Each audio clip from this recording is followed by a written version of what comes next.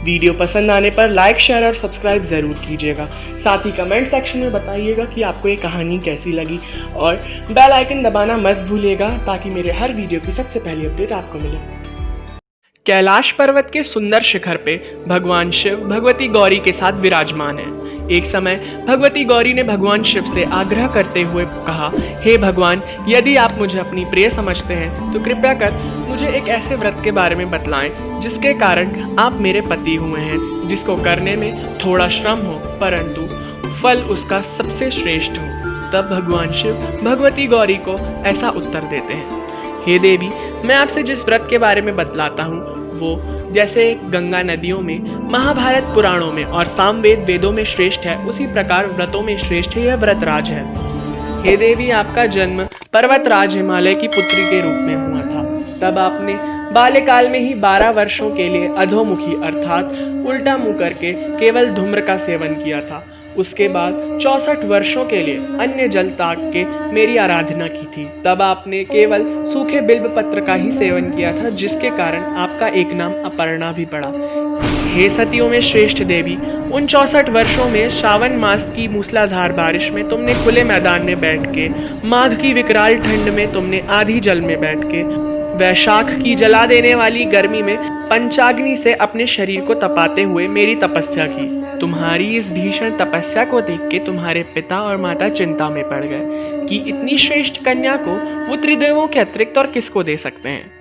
तब वहां देवर्षि नारद पहुंचे और तुम्हारे पिता ने सारी बातें देवर्षि को बताईं। तब नारद जी ने मुस्कुराते हुए कहा कि पर्वतराज, मैं आपकी कठिनाई का समाधान ही लेके आया हूँ। गरुड़ध्वज भगवान विष्णु आपकी परम तपस्विनी कन्या से विवाह करना चाहते हैं।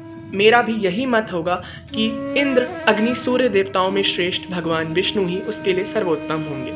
ये सुन के पर्वतराज बड़े ही प्रसन्न हो गए, क्योंकि भगवान विष्णु की पत्नी बनना किसी भी कन्या के लिए सबसे बड़ा सौभाग्य होता है। परंतु जब ये तुमने सुना तब तुम्हारे दुख की कोई सीमा नहीं रही। तुम दुख करते हुए अपनी सखी जया के घर गई। वे जया और विजया नाम की 2 सखियां तुम्हारे ही अंश से प्रकट हुई देवियां थीं।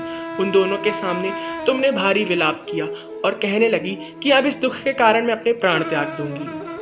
तब तुम्हारी सखी ने कहा, हे सखी, ऐसे समय में हमें धैर्य रखना चाहिए।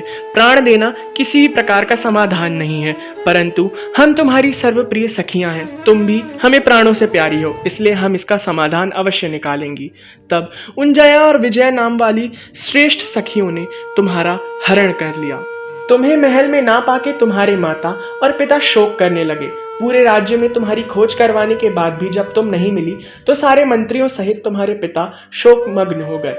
उन्होंने कहा कि मेरी पुत्री सर्व सुंदरी, सर्व मोहिनी है, उसको ही किसी देव, दैत्य, दानव या किन्नर ने उठा लिया है, या किसी भयंकर नाग या सिंह ने उसका शिकार कर लिया है। न जाने मेरी सुकुमारी पुत्री किस अवस्था में होगी। तुम्हारे पिता और माता के शोक को देखते हुए वहां स्वयं भगवान विष्णु प्रकट हुए।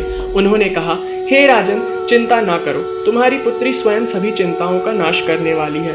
उसकी चिंता व्यर्थ है, वो इस समय सुरक्षित है और अपने जीवन के सबसे बड़े लक्ष्य को अग्रसर हुई है। मेरा उसको विवाह का प्रस्ताव भिजवाना भी केवल उसकी इसी लीला का एक भाग था। मैं उसकी इसी लीला में सहायता कर रहा हूँ। दूसरी ओर तुम अपनी सखियों सहित बड़े बड़े बर्फीले पहाड़ों को पार करते हुए भयंकर जंगल को पहुंची।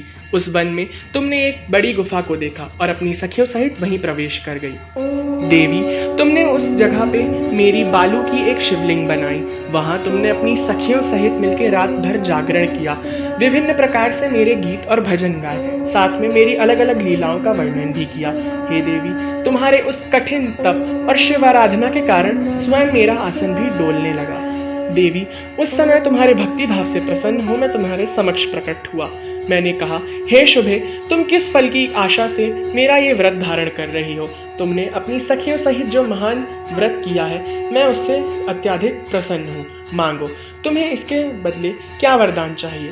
तब तुमने बड़े ही विनम्र और प्रेम भाव से कहा, हे भगवान, मैं तो बस यही चाहती हूँ कि आप मेरे स्वामी हो जाएं और मैं आपकी पत्नी हुआ हूँ। प्रातःकाल होते ही तुमने इस शिवलिंग का पास में बहती हुई गंगा नदी में विसर्जन कर दिया। जब तुम अपनी सखियों के साथ वापस लौट रही थी तब मार्ग में तुम्हें तुम्हारे पिता मिले। उन्होंने रोते हुए तुम्हें गले से लगा लिया और कहा, हे पुत्री, अब वही होगा जो तुम्हें प्रिय है। तुम भगवान शिव को अपना पति बनाना चाहती हो तो इससे मुझे कोई आपत्ति नहीं है। देवी, इसी व्रत के प्रभाव से तुम मेरे आधे स्थान को प्राप्त की हो और जो तुम्हारी 2 सखियां तुम्हारे अंश से प्रकट हुई थी उन्हें भी मैं अंश रूप में प्राप्त हुआ हूँ। इस व्रत को करने से प्राणी को 100 अश्वमेघों का फल एक बार में ही मिल जाता है यदि वो पूरे भाव से मेरी और तुम्हारी आराधना करे।